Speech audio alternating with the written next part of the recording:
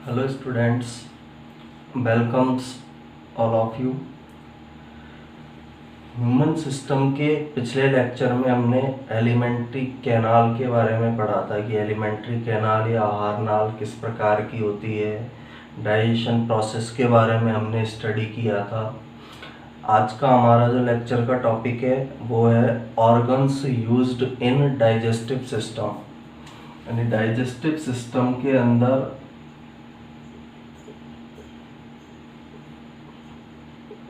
organs used in digestive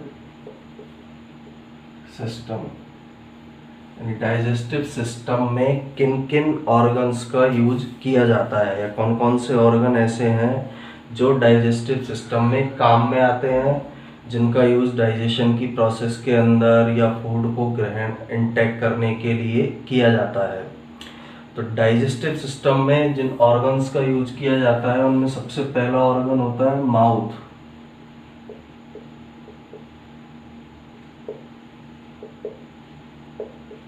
जिसे हम हिंदी में मुख या मुंह बोल सकते हैं। सेकंड जो डाइजेस्टिव सिस्टम का पार्ट होगा फेरिंग्स,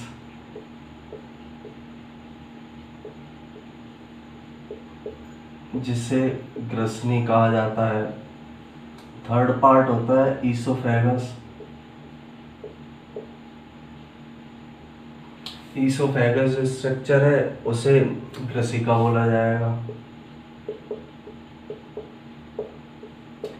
ईसोफेगस के बाद पार्ट होता है स्टमक।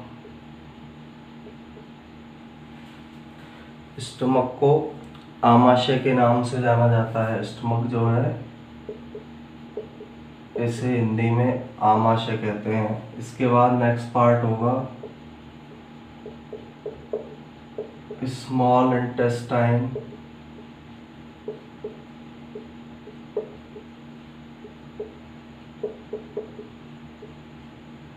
और लास्ट जो इसका पार्ट होगा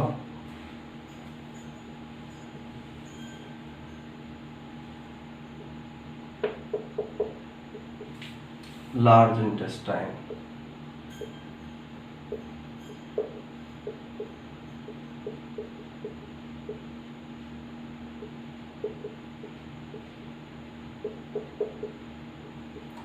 तो ये सभी भाग ऑर्गन्स इस तरह के ऑर्गन से अंग है जिनका यूज डाइजेस्टिव सिस्टम के अंदर किया जाता है। डाइजेस्टिव सिस्टम में इन पार्ट्स का यूज किया जाएगा, इन पार्ट्स को उपयोग में लिया जाता है। एक रफली फिर से हम डायग्राम बनाए। माउथ वाला पार्ट, ये फेरिंग्स वाला पार्ट, फिर नीचे ये ईसोफेगस वाला पार्ट है।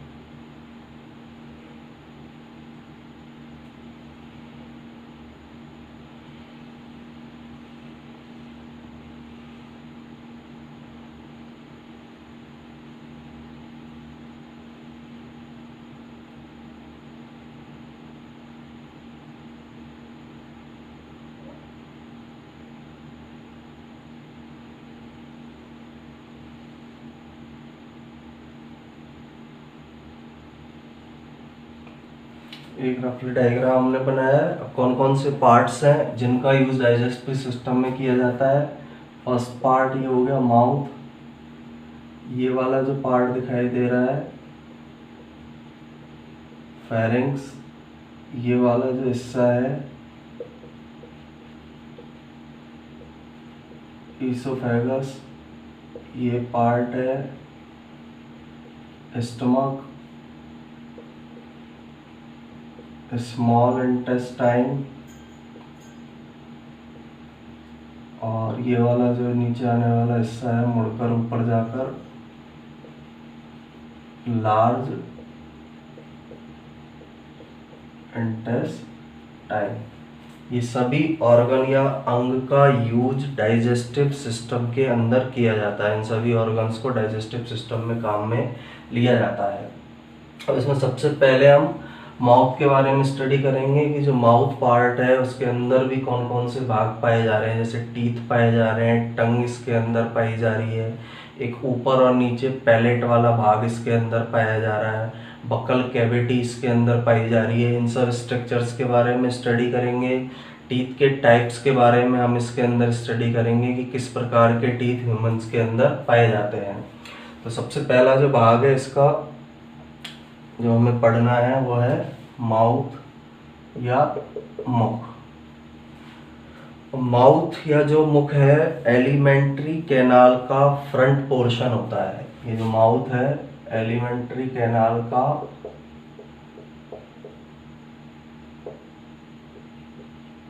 फ्रंट वाला पोर्शन है। फ्रंट पोर्शन का मतलब है कि सबसे आगे वाला हिस्सा है। जैसे इसका लास्ट पोर्शन लार्ज इंटेस्टाइन का भाग रेक्टम होगा और फ्रंट पोर्शन कौन सा है, माउथ वाला पार्ट एलिमेंट्री कैनाल का फ्रंट पोर्शन होता है, सबसे सामने वाला भाग होता है। एलिमेंट्री कैनाल माउथ से स्टार्ट होती है, फ्रंट पोर्शन है इसलिए एलिमेंट्री कैनाल माउथ से स्टार्ट होगी। और जो है एलिमेंट्री कैनाल माउथ से स्टार्ट होकर बकल कैविटी में खुलती है। तो फ्रंट पोर्शन है, यहाँ से एलिमेंट्री कैनाल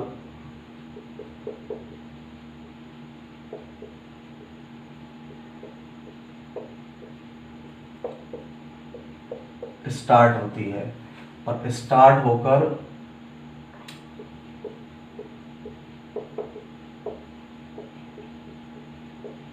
बकल कैविटी के अंदर यह ओपन हो जाती है। यानी माउथ वाला पार्ट यहाँ से स्टार्ट हुई, स्टार्ट होकर यहाँ एलिमेंट्री कैनाल स्टार्ट होती है। अंदर जो माउथ के अंदर वाला जो हिस्सा पाया जा रहा है जिसे बकल कैविटी या मुख गुहा कहते हैं, उसके अंदर ये जो एलिमेंट्री कैनाल है वह अंदर जाकर ओपन हो जाती है। सेकंड, ये बाउल शेप्ड ऑर्गन है। जो हमारा माउथ है ये है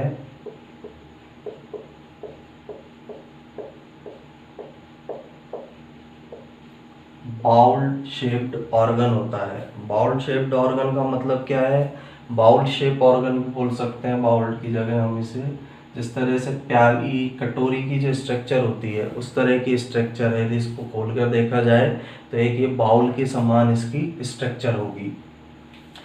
नेक्स्ट पॉइंट, जो माउथ वाला पार्ट है इसमें अपर पोर्शन या बकेल कैविटी का ऊपर वाला हिस्सा जो है उसको पैलेट कहते हैं।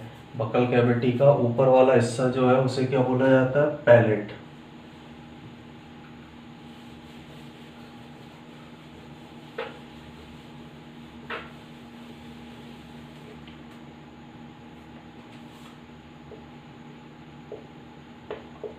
अब पैलेट या इसी को हम हिंदी में बोलते हैं तालू। पैलेट को हम कैसे फील कर सकते हैं, टंग को ऊपर हम यदि टच करेंगे, जिस भाग से टच कर रहे हैं वो पैलेट है।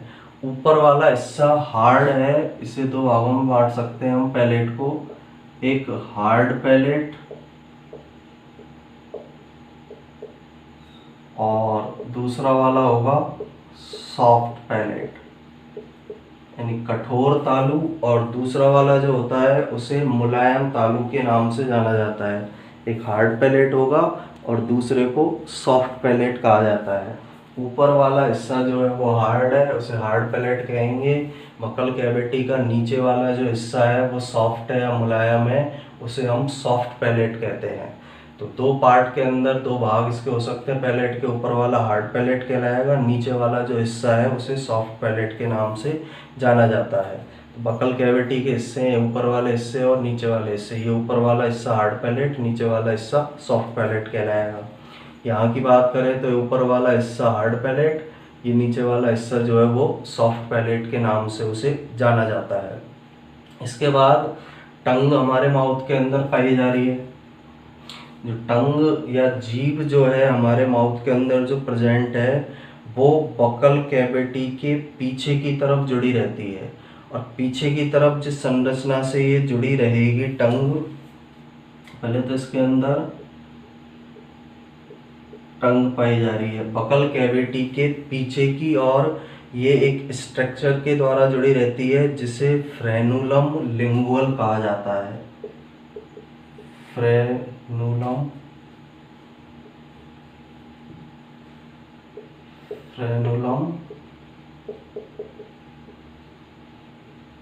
लिंगुअल के नाम से जाना जाता है। यानी जीभ वाला जो हमारा हिस्सा है पीछे की तरफ, नीचे जो मुख वो है बकल कैविटी अंदर की तरफ जा रही है, वहाँ पर यह फ्रेनुअम लिंगुअल से जुड़ा रहता है। बकल कैविटी के अंदर जीभ फ्रेनुअम लिंगुअल नामक स्ट्रक्चर से जुड़ी हुई पाई जाती है। फ्रेनुलम लिंगुअम जो स्ट्रक्चर है उसके द्वारा जीभ जुड़ी हुई पाई जाएगी। तो फ्रेनुअम लिंगुअम सीधा सा याद रखना है, जो जीभ को बकल कैविटी में जोड़कर रखने वाली संरचना है उसे फ्रेनुलम लिंगुअल के नाम से जाना जाता है। फ्रेनुलम लिंगुअल से ये पीछे वाले हिस्से में, यहाँ वाले हिस्से में जीभ अंदर की तरफ जुड़ी हुई रहती है। इसके बाद माउथ जो है दो मस्कुलर लिप से घिरा रहता है। माउथ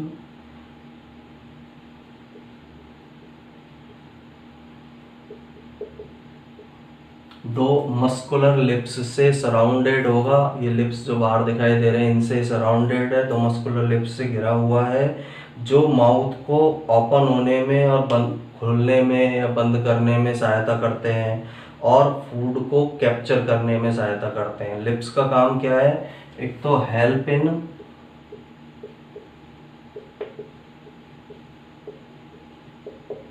ओपनिंग एंड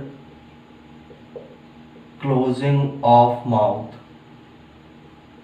यानी जो मुंह वाला हिस्सा है उसको खोलने में और बंद करने में ये सहायक होते हैं लिप्स। सेकंड, जो फूड पार्टिकल्स हम इंटेक कर रहे हैं उस फूड पार्टिकल को कैप्चर करने में ये सहायक होते हैं।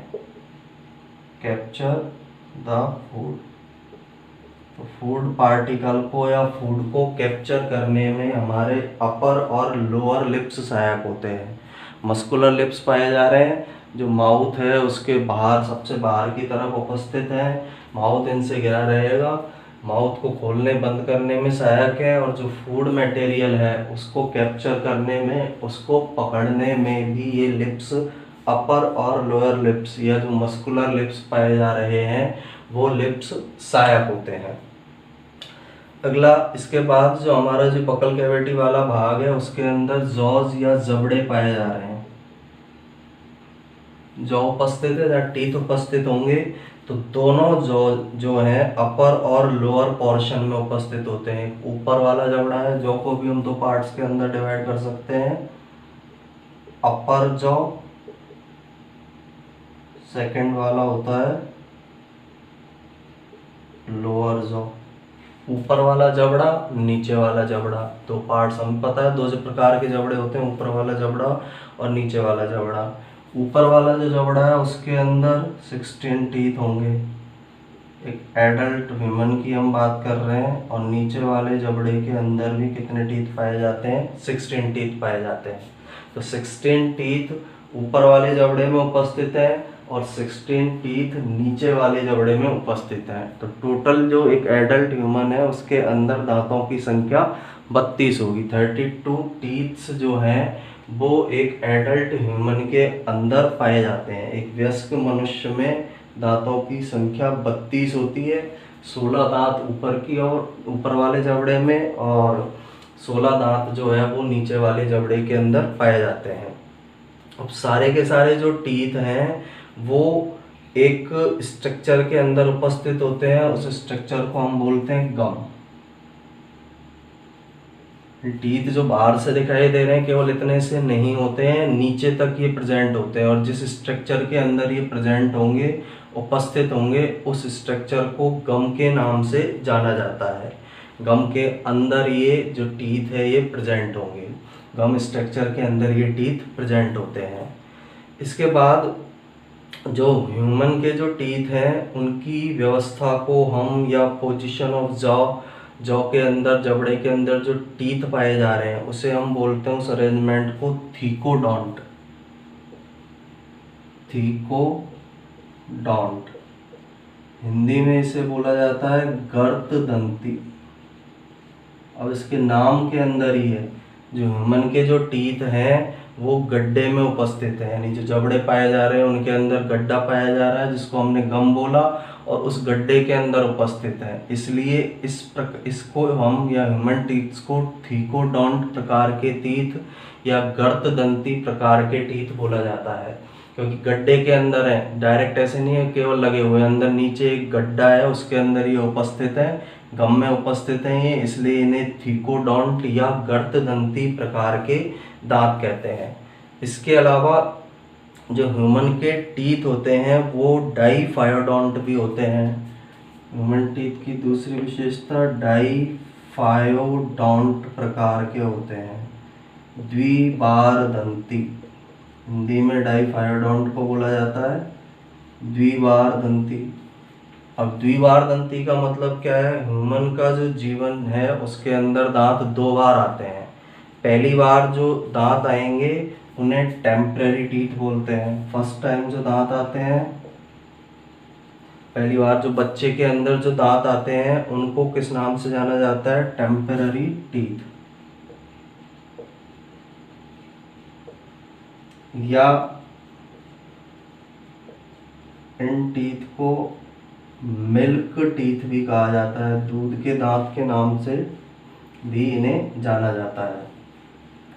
सेकेंड टाइप के जो दांत आते हैं उन्हें परमानेंट टीथ के नाम से जाना जाता है। 2 बार मनुष्य के जीवन चक्र के अंदर दांत आते हैं, इसलिए जो दांत है मनुष्य के उन्हें डाईफायोडोंट या द्विबार दंती भी कहा जाता है। 2 बार आते हैं। पहली बार जो उत्पन्न होने वाले दांत हैं टेम्पररी टीथ कहलाते हैं, मिल्क टीथ भी इन्हें कहते हैं। दूसरी बार जो दांत उत्पन्न होंगे उन्हें हम परमानेंट टीथ कहते हैं। दूसरी बार जो दांत उत्पन्न होंगे उन्हें किस नाम से जाना जाता है? परमानेंट टीथ के नाम से। और जो टेम्पररी टीथ है, बच्चे के अंदर जो दांत उत्पन्न होंगे उन बच्चे के अंदर उत्पन्न होने वाले दांतों को मिल्क टीथ या दूध के दांत कहते हैं। तो डाईफायोडोंट अरेंजमेंट पाया जा रहा है दांतों का। 2 बार जीवन चक्र में आते हैं। फर्स्ट टाइम टेम्पररी टीथ, अस्थायी दांत, मिल्क टीथ, दूध के दांत कहलाते हैं। दूसरी बार परमानेंट टीथ या फिर स्थायी दांत के नाम से इन्हें जाना जाता है। 2 बार आ रहे हैं इसलिए इसे डाईफायोडोंट के नाम से जाना जाता है। तो एक बेसिक जो है हमारे टीथ मुंह के अंदर जो पाए जा रहे हैं पार्ट, उनके बारे में है। इसके बाद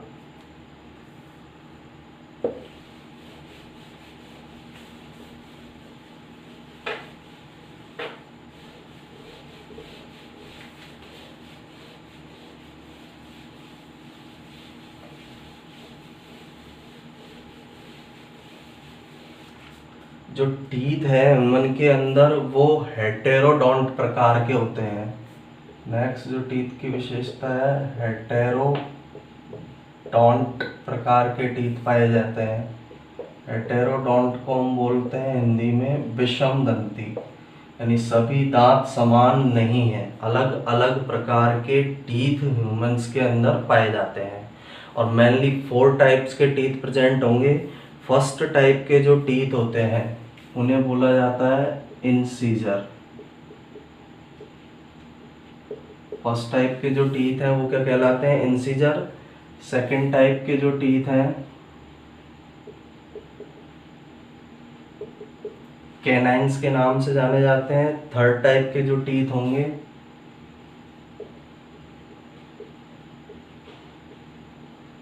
प्रीमोलर्स कहलाते हैं। फोर्थ टाइप के जो टीथ होंगे उन्हें मोलर्स कहा जाता है। तो 4 टाइप के टीथ ह्यूमन के अंदर पाए जा रहे हैं, इसलिए जो टीथ हैं ह्यूमन के उन्हें हेटेरोडोंट या विषम दंती भी कहा जाता है। फर्स्ट टाइप के इंसीजर हैं, सेकंड टाइप के कैनाइन है, थर्ड टाइप के प्रीमोलर हैं और फोर्थ टाइप के जो टीथ पाए जा रहे हैं उन्हें मोलर्स कहा जाता है। हिंदी में इन्हें कृंतक, रदनक, अग्रचवर्णक और चवर्णक कहते हैं। जैसे इनको तो हिंदी में बोला जाता है कृंतक, इन टीथ को रदनक, प्रीमोलर्स को कहा जाता है अग्रचवर्णक और मोलर्स जो टीथ पाए जा रहे हैं उन्हें किस नाम से जाना जाता है? चवर्णक। अब नाम के अंदर ही इनके काम है। इंसीजर भोजन को काटने का काम करते हैं। रदनक या कैनाइन जो टीथ पाए जा रहे हैं वो भोजन को चीरने फाड़ने का काम करते हैं। और इसीलिए जो मांस खाने वाले जंतु जो हैं उनके कैनाइन टीथ नुकीले पाए जाते हैं। जैसे हम शेर वगैरह के देखें, कुत्ते के देखें, तो जो कैनाइन टीथ है वो थोड़े नुकीले पाए जाएंगे, क्योंकि इनके चीरने फाड़ने के अंदर हेल्प करते हैं। प्रीमोलर टीथ चबाने में सहायक है, मोलर टीथ भी भोजन को चबाने के अंदर सहायक है। तो 4 टाइप के टीथ हैं जो मुख के अंदर या माउथ के अंदर पाए जाते हैं। सबसे फर्स्ट टाइप के जो टीथ है इंसीजर फ्रंट टीथ होते हैं। बिल्कुल सामने से हम देखें तो सामने वाले हिस्से में जो टीथ दिखाई देते हैं वो टीथ है इंसीजर। ये किस प्रकार के टीथ है? फ्रंट। सामने वाले हिस्से से यदि हम देखें जो दिखाई दे रहे हैं वो फ्रंट टीथ कहलाते हैं। काम इनका होता है कटिंग ऑफ फूड। इनका वर्क है कटिंग ऑफ फूड।